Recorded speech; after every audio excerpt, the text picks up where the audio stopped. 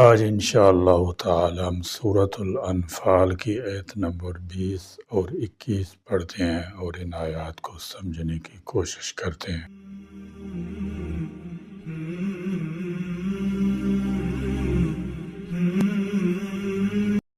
اعوذ باللہ من الشیطان الرجیم، بسم اللہ الرحمن الرحیم۔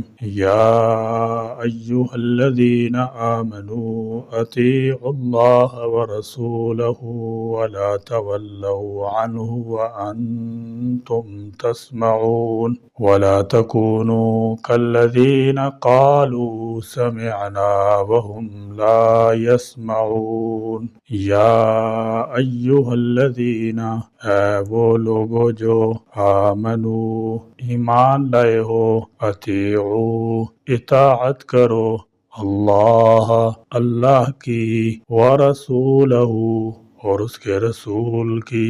فرمایا یا ایہا الذین آمنوا اطیعوا اللہ ورسولہ۔ کفار کو تنبیہ کے بعد اب مسلمانوں کو تلقین ہو رہی ہے کہ جب تمہیں کسی معاملے میں رسول اللہ صلی اللہ تعالی علیہ وسلم کا حکم معلوم ہو جائے تو اس کے خلاف کسی کی مت سنو بلکہ اس کی اطاعت کرو۔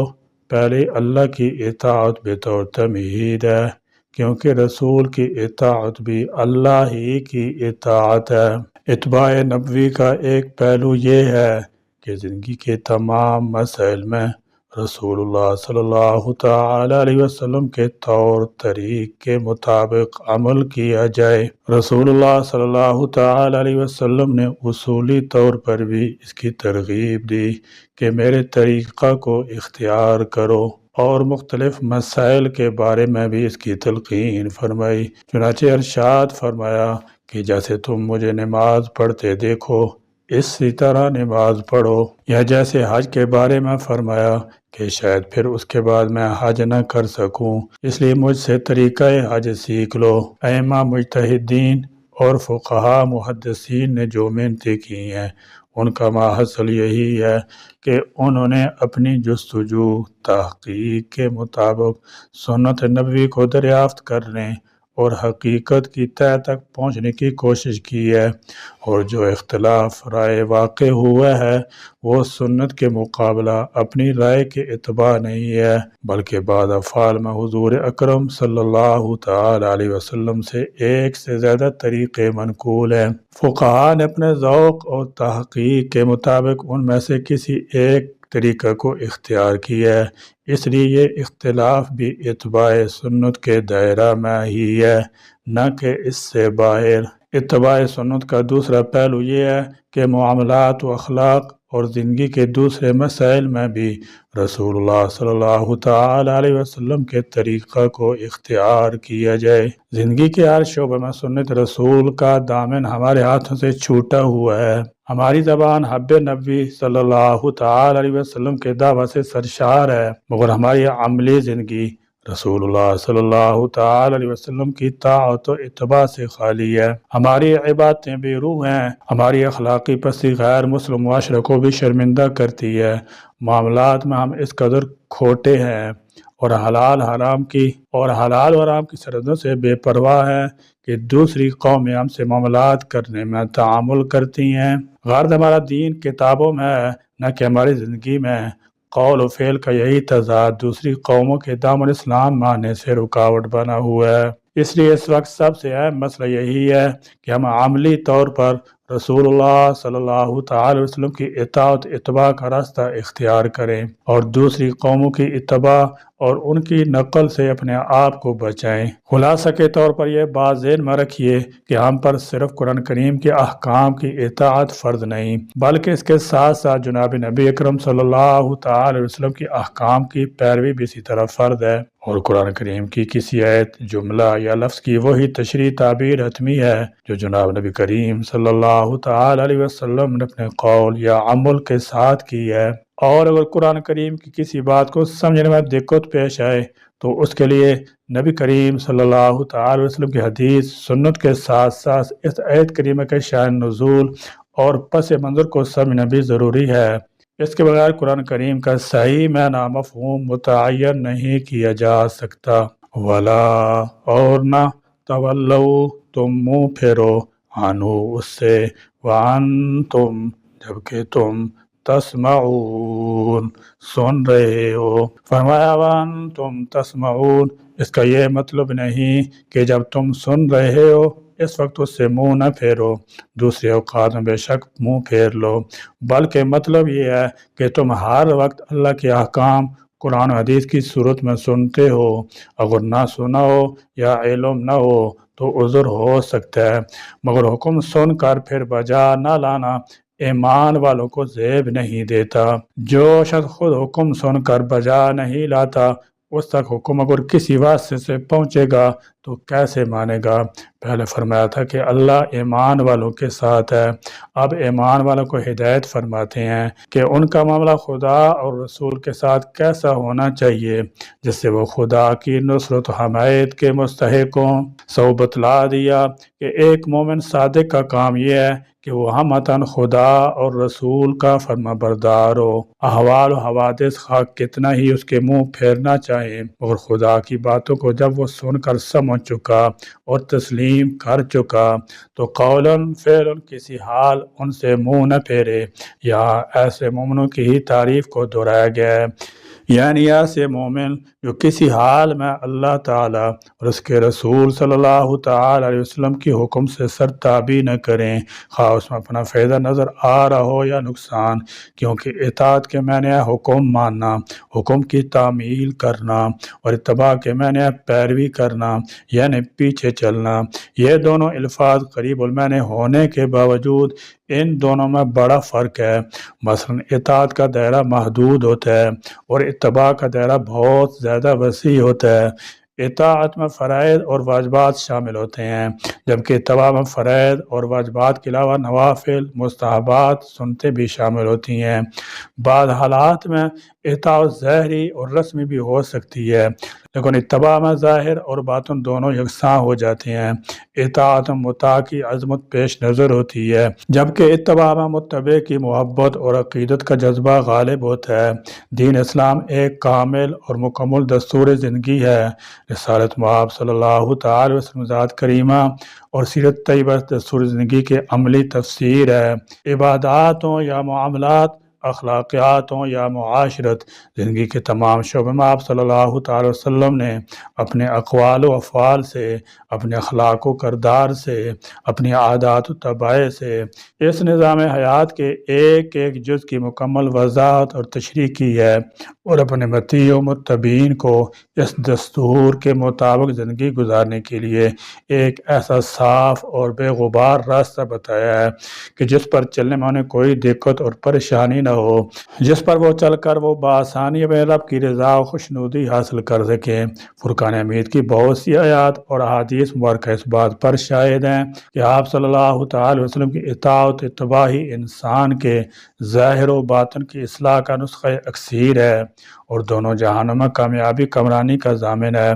یہی وجہ ہے کہ نہ صرف عبادات میں آپ صلی اللہ تعالی وسلم کی اطاعت اتباع کا مطالبہ کیا گیا ہے، بلکہ زندگی کے دیگر شعبوں، اخلاقیات، معاملات اور معاشرت، حتیٰ کہ عادات و طبائع میں بھی آپ صلی اللہ تعالی وسلم کی اطاعت اتباع کی تاکید فرمائی گئی ہے۔ ایک یہ کہ قرآن کریم ہمیں حکم دیا گیا ہے کہ ہم اللہ تعالیٰ کی اطاعت کریں، اور اس کے ساتھ یہ بھی حکم ہے کہ اس کے رسول کی بھی اطاعت کریں، یعنی اللہ تعالیٰ اور اس کے رسول دونوں ہمارے مستقلاً مطاع ہیں، اس لیے ہم پر جس طرح اللہ تعالیٰ کے احکام کی بجا آوری ضروری ہے، اسی طرح جناب نبی اکرم صلی اللہ تعالی وسلم کے احکام کی بجا آوری بھی ضروری ہے، کیونکہ جس طرح اللہ تعالیٰ جل شانہ نے قرآن کریم میں ہمیں بہت سے کاموں کا حکم دیا ہے، اس کے ساتھ جناب نبی اکرم صلی اللہ تعالی علیہ وسلم نے ہمیں بہت سے احکام دیے ہیں۔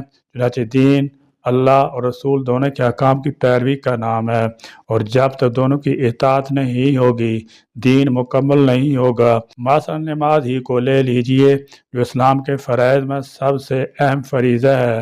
قرآن کریم اللہ تعالیٰ نے سینکڑوں آیات میں نماز پڑھنے کا حکم دیا ہے، اس کی پابندی کی تلقین کی ہے، اس کے ترک پر اپنی ناراضگی اور جہنم کے عذاب سے ڈرایا ہے، اور اس کی اہمیت واضح فرمائی ہے، لیکن کہیں نہیں بتایا کہ دن رات میں ہم نے کتنی نمازیں پڑھنی ہیں، نمازوں کے اوقات کیا ہیں، اس کی رکعات کتنی ہیں، ہر رکعت میں رکوع اور سجدے کتنے ہیں، اور نماز کی ترتیب اور کیفیات کیا ہیں۔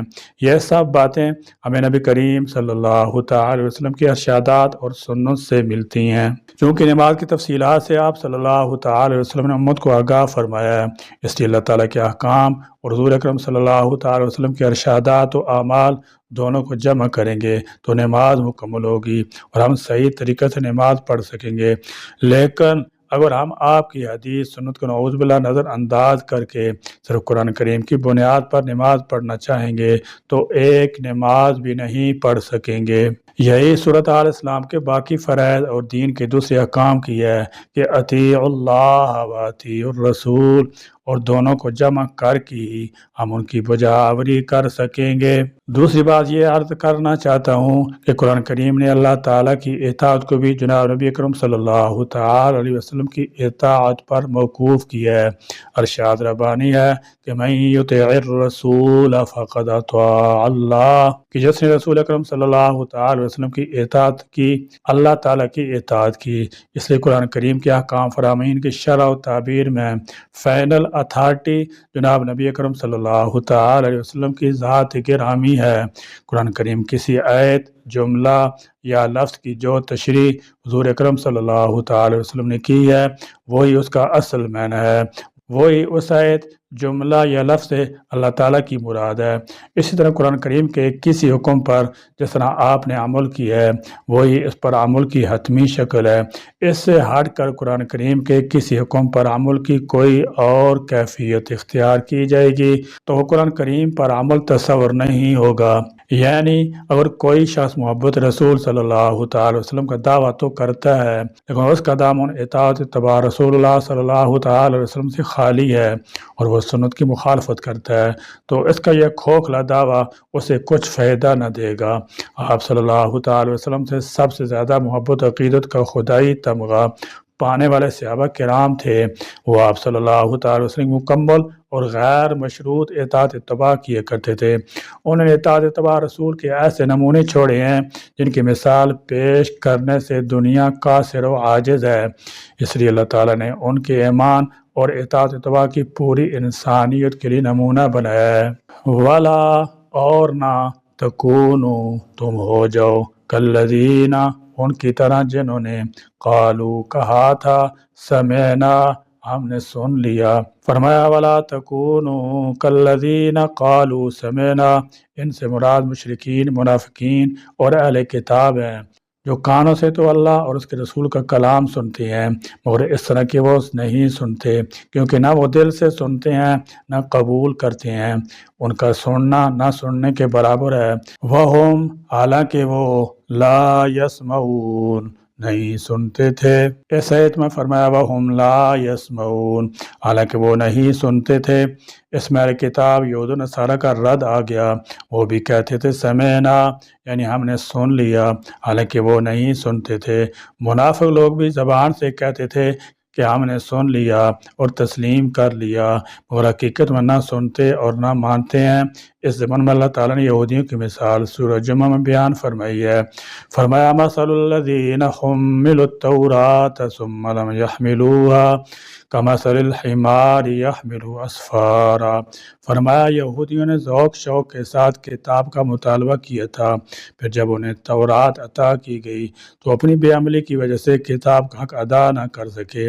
اللہ نے فرمایا ان لوگوں کی مثال اس گدھے کی ہے جس پر کتابوں کا گٹھا لاد دیا گیا ہو، جس طرح گدھا کتابوں کا بوجھ اٹھانے کے باوجود ان سے مستفید نہیں ہو سکتا، اس طرح حاملین تورات اس کتاب سے اعراض کرنے کی وجہ سے اس سے بے بہرے ہیں، گویا ان کا تورات کا پڑھنا اور سننا نہ سننے کے برابر ہے۔ تو اللہ نے یہاں پر اہل ایمان کو خطاب کر کے فرمایا کہ تم اہل کتاب یہود اور منافقین کی طرح نہ بن جانا جو اللہ کی بات کو سنی انسنی کر دیتے ہیں۔ معاملہ صلح کا ہو یا جنگ کا، موقع خوشی کا ہو یا غمی کا، مسئلہ سیاسی ہو یا معاشی، ہر حالت میں اللہ کے رسول کی اطاعت مقدم رہنی چاہیے، کیونکہ فلاح کا دار و مدار اسی پر ہے۔ انسان کی قدر و قیمت اطاعت فرمانبرداری کے ساتھ ہی ہے۔ فکر اور عقیدے کی درستگی ہی انسان کے شایان شان ہے، اور کسی شخص کی فکر، اخلاق اور عمل درست نہیں ہے تو ایسا شخص اللہ کے ہاں کچھ قدر و قیمت نہیں رکھتا۔ انسان ایمان اور نیکی کی وجہ سے مرتبہ عروج تک پہنچتا ہے۔ اگر اس میں یہ چیزیں مفقود ہیں تو پھر زمین پر چلنے پھرنے والے جانور اس سے بہتر ہیں۔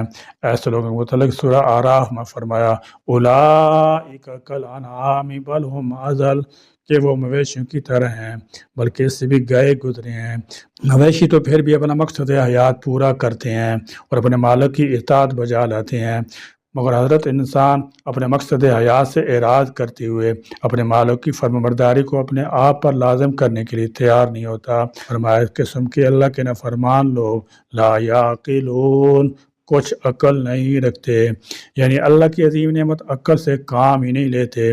اللہ تعالیٰ سے دعا ہے کہ وہ ہم سب کو صحابہ کرام کی طرح رسول اللہ کی سچی محبت، اطاعت، فرمانبرداری نصیب فرمائے۔ اللہ تعالیٰ ہم سب کو قرآن و سنت پر صحیح طریقے سے عمل کرنے کی توفیق عطا فرمائے۔ آمین۔ وآخر دعوانا الحمد للہ رب العالمین۔